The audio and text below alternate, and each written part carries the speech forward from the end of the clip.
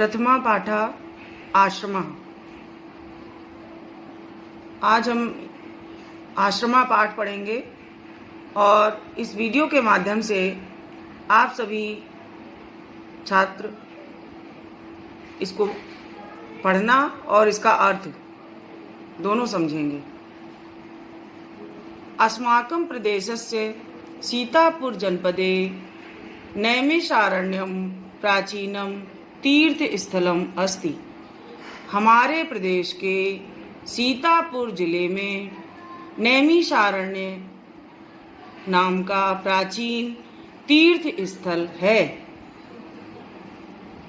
तत्र एकस्मिन् आश्रमे ऋषयः मुनयः गुरवः कवयः छात्राश्च निवसन्ति स्म।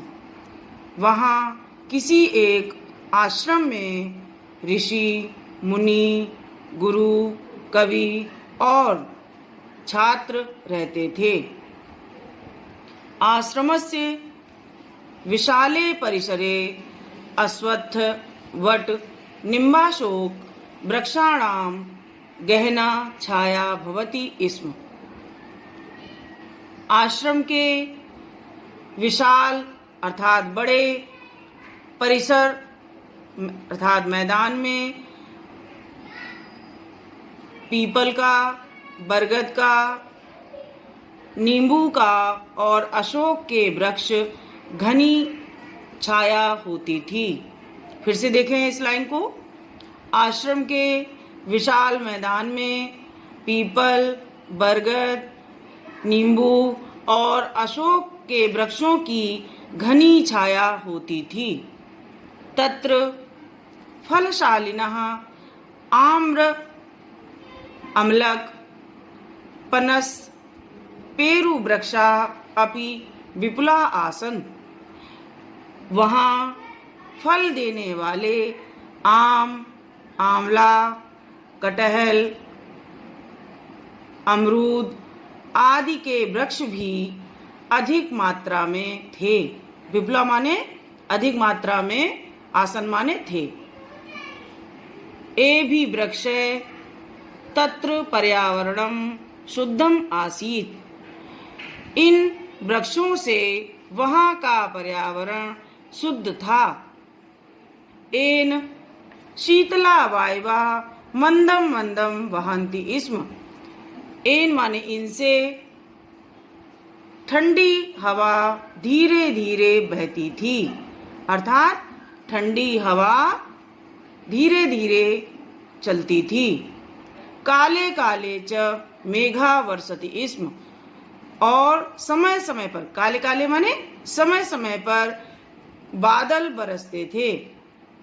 ये इस प्रकार से इस पाठ का पहला पैराग्राफ है जिसको हमने अभी पढ़ा। दूसरा देखिए। इदानीमपि तस्मिन् आश्रमे धेन्वा, बलिवर्दा, अश्वा, अन्ये च पशवा स्वच्छंदम चरन्ति। इस समय भी उस आश्रम में धेनु माने गाय, बैल, अश्व माने घोड़े और दूसरे पशु स्वच्छंदम माने होता है स्वतंत्रता पूर्वक चरते हैं। इस समय भी उस आश्रम में गाय, बैल और घोड़े और दूसरे पशु भी स्वतंत्रता पूर्वक चरते हैं। वृक्षेषु, वृक्षों पर, कपी नाम कूर्दनम, बंदरों का कूदना, चटका नाम कूजनम, चिड़ियों का चहचहाना, मयूरा नाम नर्तनम, मोरों का नाचना, दर्शकेभ्यः आनंदम ददति, देखने वालों को आनंद देता है। फिर से देखें इस लाइन को। वृक्षों पर बंदरों का कूदना, चिड़ियों का चहचहाना और मोरों का नाचना देखने वालों को आनंद देता है। तस्या आश्रमस्य समीपे, उस आश्रम के पास में गोमती नदी प्रवहति, गोमती नदी बहती है। तस्या निर्मलम जलम सर्वे आश्रमवासिनः पिबन्ति स्म। उसका शुद्ध जल, स्वच्छ जल सभी आश्रम के निवासी पीते थे। आश्रमे पशवः पक्षिणश्च विरोधं विहाय एकस्मिन् घट्टे पानीयं पिबन्ति स्म। आश्रम में पशु और पक्षी भेदभाव को छोड़कर एक ही घाट पर पानी पीते थे। एकत्र वसन्ति स्म, एक साथ रहते थे। तत्रैव खादन्ति स्म च, और वहीं एक साथ खाते थे। इस लाइन को फिर से देखें। आश्रम में पशु और पक्षी विरोध को यानी भेदभाव को छोड़कर एक ही घाट पर पानी पीते थे, एक साथ रहते थे और वहीं खाते थे। आश्रमे छात्राणाम कृते एते नियमा आसन।